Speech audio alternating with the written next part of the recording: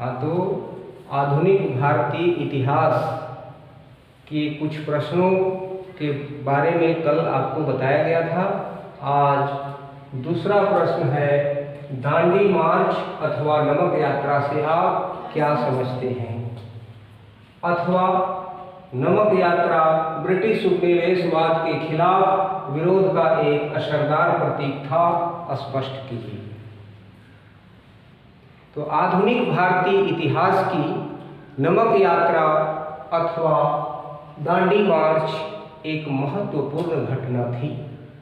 आप जानते हैं कि अंग्रेजी शासन काल में भारतीयों के ऊपर अनेक अत्याचार किए गए, भारतीयों का शोषण किया गया। इसी कड़ी में दांडी मार्च अथवा नमक यात्रा महात्मा गांधी को विवश होकर करना पड़ा। नमक पर अंग्रेजों ने भारी टैक्स लगा दिया था, जिससे भारतीयों की मुश्किलें बढ़ गई थीं। विवश होकर महात्मा गांधी ने 30 जनवरी 1930 को वायसराय को पत्र लिखा कि आप नमक यात्रा पर जो कर लगाए हैं, टैक्स लगाए हैं, उन्हें वापस लीजिए। लेकिन वायसराय ने उनकी बात नहीं मानी। तब विवश होकर के महात्मा गांधी ने 12 मार्च 1930 को साबरमती आश्रम से दांडी तक पैदल यात्रा की। इसमें 78 सहयोगियों का साथ उन्होंने लिया। 78 सहयोगियों का साथ लेकर वे समुद्र के तट पर बसा गांव वे दांडी पहुंचे।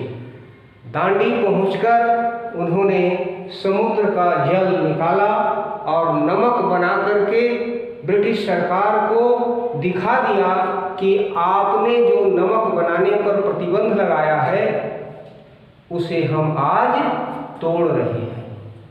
तो उनके द्वारा जो कठोर नियम लगा दिया गया था कि भारतीयों के द्वारा नमक नहीं बनाया जाएगा, इसका उन्होंने प्रतिरोध किया।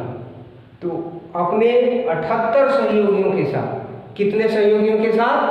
78 सहयोगियों के साथ वे पैदल चलकर कहाँ पहुँचे? दांडी। कहाँ पहुँचे? दांडी। और दांडी पहुँचकर उन्होंने समुद्र का जल निकाला और नमक बना करके अंग्रेजों को दिखा दिया कि आपने नमक बनाने पर जो प्रतिबंध लगा दिया है, उसे हम भारतीय मानने को तैयार नहीं हैं। तो अब यहाँ प्रश्न उठता है कि नमक यात्रा ब्रिटिश उपनिवेशवाद के खिलाफ विरोध का एक असरदार प्रतीक था। वास्तव में अंग्रेजी सरकार साम्राज्यवादी सरकार थी।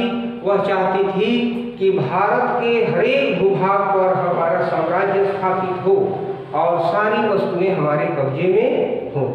लेकिन महात्मा गांधी एक ऐसे देशभक्त थे जिन्होंने शांतिपूर्ण एवं अहिंसा के माध्यम से कठोर नीतियों का वे प्रतिकार करना जानते थे। इसीलिए उन्होंने 78 सहयोगियों का साथ लिया और अपने निवास स्थान साबरमती आश्रम से दांडी तक पैदल पहुंचकर उनके द्वारा बनाए गए कठोर कानून का उल्लंघन किया। यही है दांडी मार्च अथवा नमक यात्रा।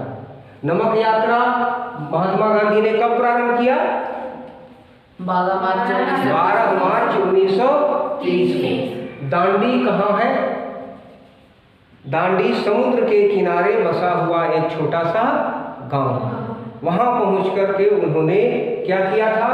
समुद्र का जल निकाला और नमक बनाया। नमक बना करके अंग्रेजी सरकार को दिखा दिया कि हम आपके द्वारा बनाए गए कानूनों को मानने के लिए बाध्य नहीं है। नमक एक साधारण वस्तु है, लेकिन इसका उपयोग अमीर, गरीब, साधारण लोग सभी करते हैं। नमक बनाने पर कठोर प्रतिबंध लगा दिए जाने से भारतीयों की मुश्किलें बढ़ गई थी और साथ ही नमक पर भारी टैक्स लगा दिया गया था। इसीलिए महात्मा गांधी को दांडी मार्च करना पड़ा। दांडी क्या है? एक गांव है। दांडी कहाँ बसा हुआ है? समुद्र के किनारे बसा हुआ गांव है। तो महात्मा गांधी ने कहाँ से कहाँ तक पैदल यात्रा की? साबरमती आश्रम से दांडी तक। साबरमती आश्रम से दांडी तक उन्होंने कितने सहयोगियों का साथ लिया था? 78 सहयोगी। 78 सहयोगियों का साथ लिया था। और कहाँ पहुंचे? दांडी। दांडी कहाँ है? समुद्र के किनारे बसा हुआ एक छोटा सा गांव है। महात्मा गांधी ने दांडी मार्च कब प्रारंभ किया था? 12 मार्च 1930 को। इसके पूर्व महात्मा गांधी ने वायसराय के पास एक पत्र लिखा था कि आपने जो नमक बनाने पर, भारतीयों के द्वारा नमक बनाए जाने पर आपने जो प्रतिबंध लगाया है और टैक्स बढ़ा दिया है, उसे वापस ले लो। इसके लिए महात्मा गांधी ने वायसराय के पास पत्र कब लिखा था? कब लिखा था? 30 जनवरी 1930 को। 30 जनवरी 1930 को। लेकिन ब्रिटिश सरकार ने उनकी मांग पर तनिक भी ध्यान नहीं दिया। लाचार होकर के, विवश होकर के महात्मा गांधी को 12 मार्च 1930 को दांडी मार्च प्रारंभ करना पड़ा। देखने में तो यह बहुत छोटी घटना थी, लेकिन इस घटना ने अर्थात दांडी मार्च ने अंग्रेजी साम्राज्य की नींव को हिलाकर रख दिया। वास्तव में नमक यात्रा ब्रिटिश उपनिवेशवाद के खिलाफ विरोध का एक असरदार प्रतीक था। इतना असरदार था कि इसने ब्रिटिश साम्राज्य की नींव को हिलाकर रख दिया। यहाँ एक शब्द है उपनिवेशवाद। उपनिवेशवाद क्या है? उपनिवेशवाद क्या है? कि वह शक्तिशाली देश जब किसी दूसरे देश पर बलपूर्वक कब्जा कर लेता है और अपने सिद्धांतों और नीतियों के अनुकूल शासन करता है, उसे उपनिवेशवाद कहते हैं। तो हमारा देश भारत किसका उपनिवेशवाद के तहत था? इंग्लैंड का। तो उपनिवेश वह कायम किए हुए था भारत में, अर्थात हमारा देश इंग्लैंड का उपनिवेश था।